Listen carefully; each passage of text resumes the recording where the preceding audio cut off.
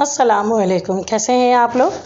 وہ کیسی عورتیں تھیں جو گیلی لکڑیوں کو پھونک کر چولہا جلاتی تھیں، جو سل پر سرخ مرچیں پیس کر سالن بناتی تھیں، صبح سے شام تک مصروف لیکن مسکراتی تھیں۔ وہ کیسی عورتیں تھیں، بھری دوپہر میں سر اپنا ڈھک کر ملنے آتی تھیں، جو پنکھے ہاتھ کے جھلتی تھیں اور پان کھاتی تھیں، جو دروازے پر رک کر دیر تک رسمیں نبھاتی تھیں۔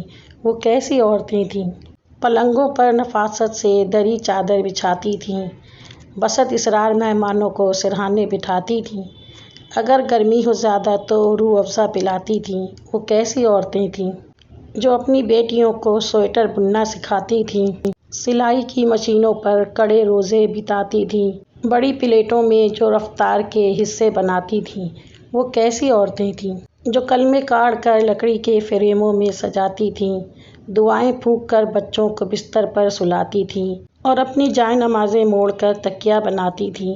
وہ کیسی عورتیں تھیں، کوئی سائل جو دستک دے اسے کھانا کھلاتی تھی، پڑوسی مانگ لے کچھ بخوشی دیتی دلاتی تھیں، جو رشتوں کو برتنے کے کئی نسخے بتاتی تھیں۔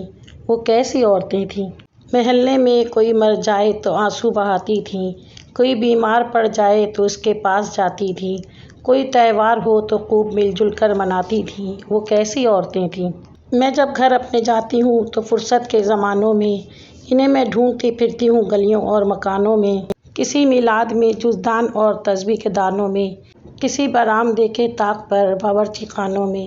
وہ کیسی عورتیں تھیں، مگر اپنا زمانہ ساتھ لے کر کھو گئی ہیں وہ، کسی ایک قبر میں ساری کی ساری سو گئی ہیں وہ۔ وہ کیسی عورتیں تھیں۔